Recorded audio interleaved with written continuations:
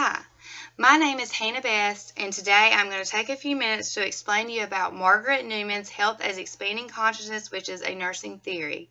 You will learn more about nursing theories in your Nurse 455 nursing theory class.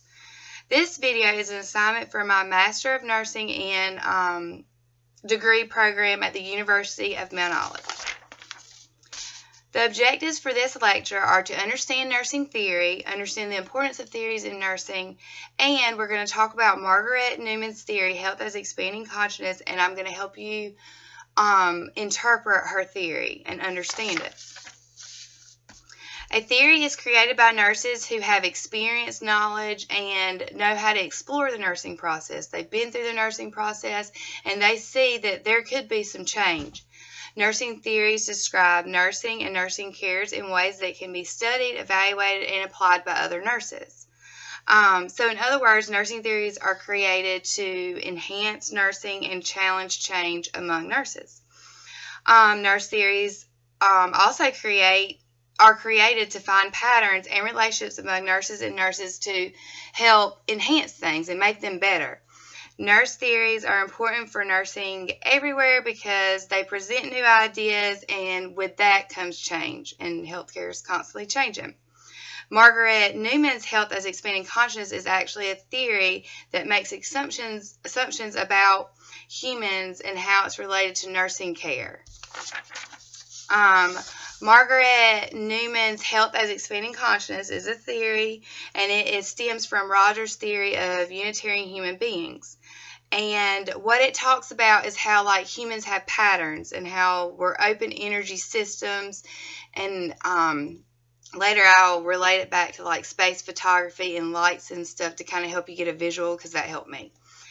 But whenever you are performing nursing care based on Margaret Newman's Health as Expanding Consciousness, you're thinking about it logically, like, you have to do this, you have to do that, I got to do this.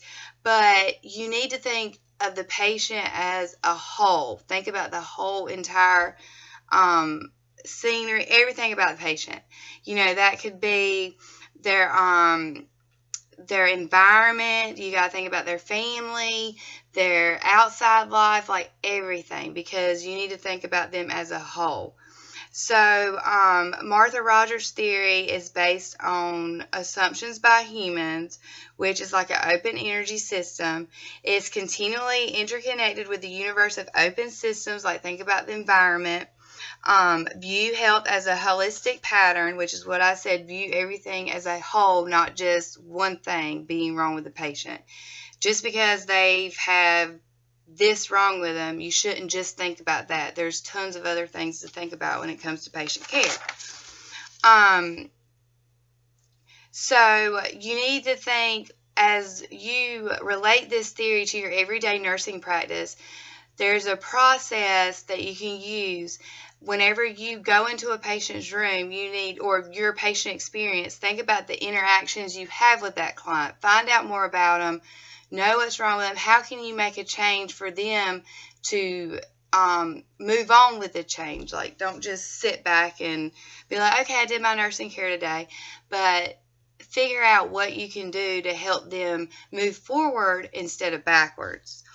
So, you know, I think about Newman's theory as like a whole process, like everybody communicating for new ideas, like think about the big picture, help one another, make change. You know, healthcare is continuously changing, and also human patterns and systems, as we grow, we're completely changing. I mean, nothing stays the same forever, but we do get in our own little patterns. And whenever a patient discovers like an illness or something wrong with them and they end up in the hospital, it's up to the nurse taking care of them as well as themselves, but the nurse has to do things to interact with them, help them move forward instead of backwards. So one thing that I did whenever I was thinking about Newman's theory was I was thinking about light. If you have two people in a room with one light looking at them, and here's my light, it's very bright. This one light is one picture. Like it creates one picture. But think about the different layers of lights, hence like people coming in at you.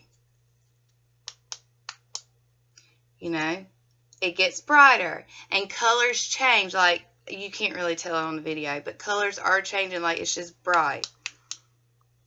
It's crazy. I don't know how that happens, but my dad bought this flashlight for some reason.